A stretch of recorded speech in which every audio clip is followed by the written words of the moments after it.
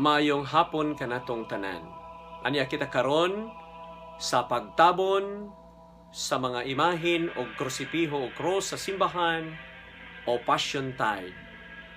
Sa karaang kalendaryo sa simbahang Katoliko, ang katapusang duha ka Domingo sa Kwaresma gitawag nga Passion Tide o pagtabon sa mga imahin sulod sa atong simbahan o nahasakop diha sa ato ang simbahan o pagahimuon kini alang sa paghatag o kamahinungdanon mahitungod sa ato ang kasaulugan diha sa kasakitan, pagpasakit ni Kristo, kamatayon ug ang iyahang pagkabanhaw. Muhunong kita sugod ni sa ikalimang Domingo sa Kwaresma ug magpadayon kini siya hangtod sa Biyernes Santo. Atong namatikdan sa mga simbahan ang nabatasan sa pagtabon sa mga krusipiho ug sa mga imahin sa altar ug sa tibuok simbahan.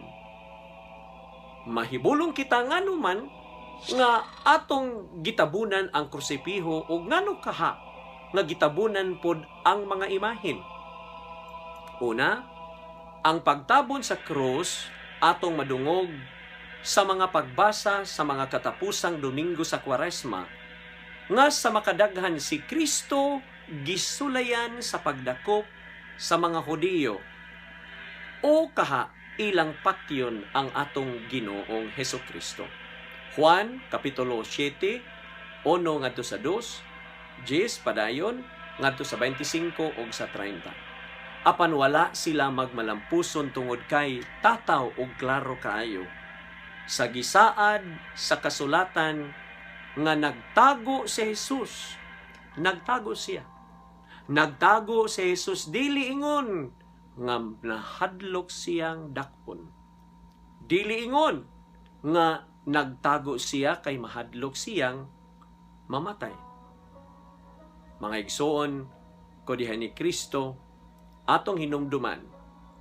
Nagtago siya kay wala pa moabot ang iyang takna. Juan kapitulo 7 bersikulo 1 ngadto sa 10. Og unsa man di ay kining gitawag mahitungod sa Ginoo nga iyang takna.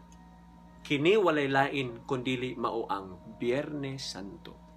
Ang oras sa iyang pagpasakit o pagpakamatay niya sa krus. Atong mandaan nga usa sa mga katapusang gipamulong sa Ginoo samtang nagbitay siya sa krus o gisulti niya natapos na. Juan kapitulo 19 ngadto sa 30 o bersikulo 30. Diin atong maingon niabot na ang iyang takna og nahimo na sa atong Ginoo mahitungod sa nahibiling mga takna ang sugo nga ipabuhat kaniya sa atong amahan. Kini mao ang paghalad sa iyang kaugalingong kinabuhi alang sa pagbayad sa kasalanan sa kalibutan. Og kini mao ang rason ngano nga gitabunan ang mga krusipiho. Una, nagtago si Hesus Kristo. Apan ani ay mas labaw pang mahinungdanon nga rason. Ug unsa man kini? Atong dawaton nga kita dili pahingpit nga nakatugkad mahitungod sa iyang himaya sa atong Ginoong Hesukristo.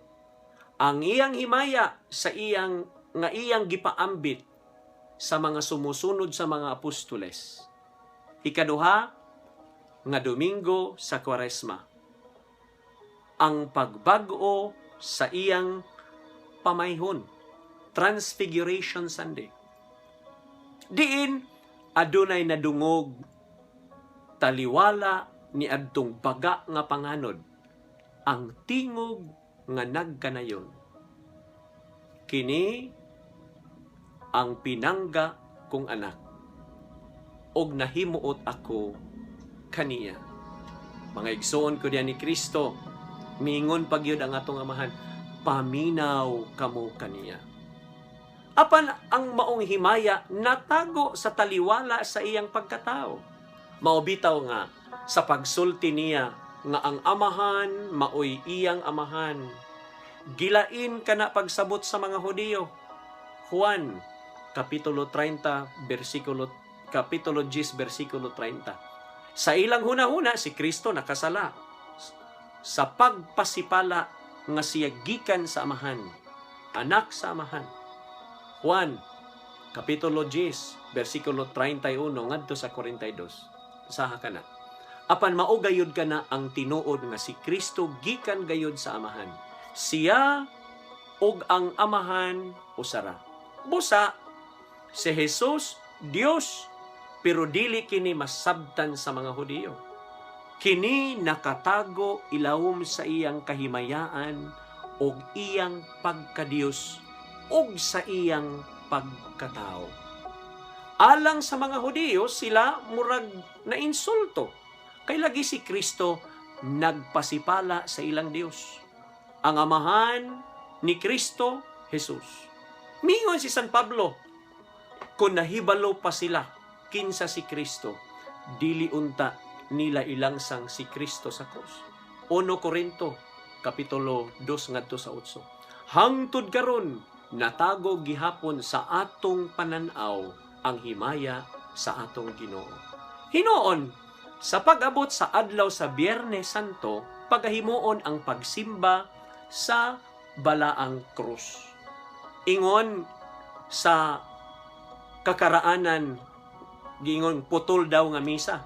Kay mahitabo manggayod, mauna mang kana ang pagsimba sa balaang krus. Diin siya ipaso atubangan gikan sa altar o gikan sa pulta mayor o hinay-hinay nga hubuan. Hubuan siya, mga igsoon. O niya, sa maong paghubo kaniya, pagtangtang sa maong panapton nga pula, muingon ang pare, kini mao ang cross, dinhi gitubos ang kalibutan. Og ang mga tao muingon, dali kamo, simbahon ta ang Ginoo. Og hinay-hinay, tangtangon ang maong gitabon nga panapton nga pula sa maong balaang cross. Hangtod nga makaabot na kini diha atubangan sa altar. Diin humani ana himuon ang paghalok sa balaang krus.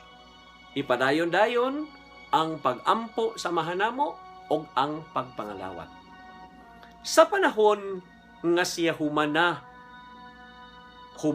na siya gilangsang sa krus, miingon ang usa sa mga sundalo, tinuod gayud nga siya anak sa Dios. Marcos 15 bersikulo 39. Mauna nga ang krus magpabiling gitabunan hangtod sa Biyernes Santo kundiin makita nato ang iyang lawas nga nagbitay sa krus niya ng adlawa. Nahibalo kita nga kana maoy kamatuuran nga siya anak sa Dios tungod kay siya nagmasinugtanon sa amahan. Isip timaan sa pagkaanak niya sa amahan hangtod sa kamatayon sa krus. Pero ngano kaha nagiapil man sa pagtabon ang mga imahin sulod sa simbahan. Tungod kini sa panahon nga nakasala ang atong unang ginikanan. Sila nipahawa sa Eden og ang Dios nagbutang og mga anghel aron mag-atang sa kahoy sa kinabuhi.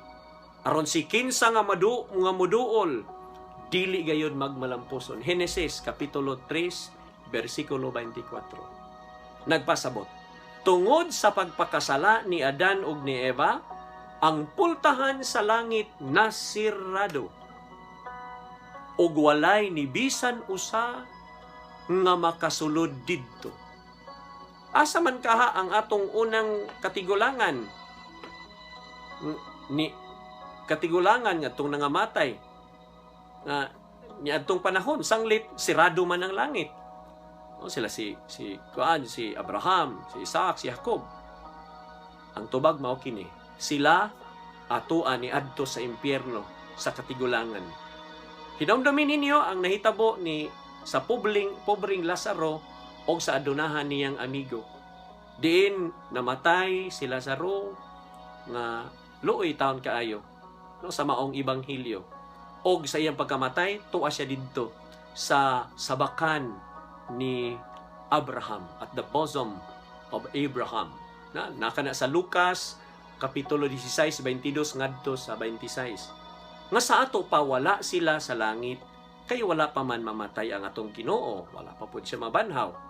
Sa maong panahon, nakana sa Roma Kapitulo 3, versikulo 23 ngadto sa 26. Og sa panahon nga namatay na si Kristo, siya nanaog sa impyerno. Mabasa kana nato sa atong Apostles' Creed. Og didto gidala ni Jesus sila sa langit. Sa kamatayon og sa pagkabanhaw, si Kristo diha panaabli ang pultahan sa langit. Naabli nga ang mga lubnganan, mabasa kana nato sa Ebanghelyo ni San Mateo. Ang Catechism of the Catholic Church, musulti niini, no? CCC 633. Mauna nga, gitabunan ang mga imahin tungod kay wala pa mamatay si Jesus. Walay sulod ang langit. Sa wala pa mamatay si Jesus, walay sulod ang langit. Gawas lamang sa Ginoo og sa mga anghel. Pero wala pagyoy taong nakasulod sa langit sa wala pa mabanhaw si Kristo. Sa pag-abot sa Sabado i Gloria, sa karaang liturhiya og sa pagkanta, sa paghimaya, sa pagpaso na sa mga buwak, padulong sa altar, ang pagbutang niini, ang pagpahayag sa mga altar o sulod sa simbahan, ang pagbutang sa mga hapin diha sa misahan, mauna sab kana ang pagtangtang sa mga tabon, sa panapton, sa mga imahin o sa krus. Mura ba og giingon karon nga si Jesus gikan namatay og karon nabanhaw? Mao nga sila nga mga balaan musulod na sa gingharian sa langit. Ang dili lamang tabunan niining panahon sa maong kalihukan mao ang gamiton nga mga imahin sa prosesyon katong mga pasos, no? Katong mga sulo, karusa. Nahibulong lang ko kay giapil man pagtabon ang mga istasyones sa Via Cruces nga mauunta kini ang panahon nga mahimo ang pagsakripisyo sa mga tao ug pamalandong sa kasakitan sa atong Ginoo. Mao siguro na ang uban nga muadto na lang sa beaches, adto sa kabukiran, adto sa kadagatan, kay gitabuna naman ang tanan. Kung saan pa Manila pag Via Cruces, mas maayo gyud nga dili na tabunan. Kanus aman di ay mag-istasyon sa krus, inikabanhaw na, busa, nining Kwaresma, og sa umaabot nga balaang mga adlaw, maningkamo ta nga mapahiluna nato ang atong espirituhanon nga kinabuhi diha sa pagpamalandong sa kasakitan, kamatayon ug pagkabanhaw sa atong Ginoong Hesukristo. Ayaw kalimot sa pag-like, subscribe sa atong YouTube channel. Maayong adlaw ug maayong pagsaulog niining ato ang mga mahal na mga adlaw. Sa ngalan samahan sa Anak ug sa Espiritu Santo. Amen.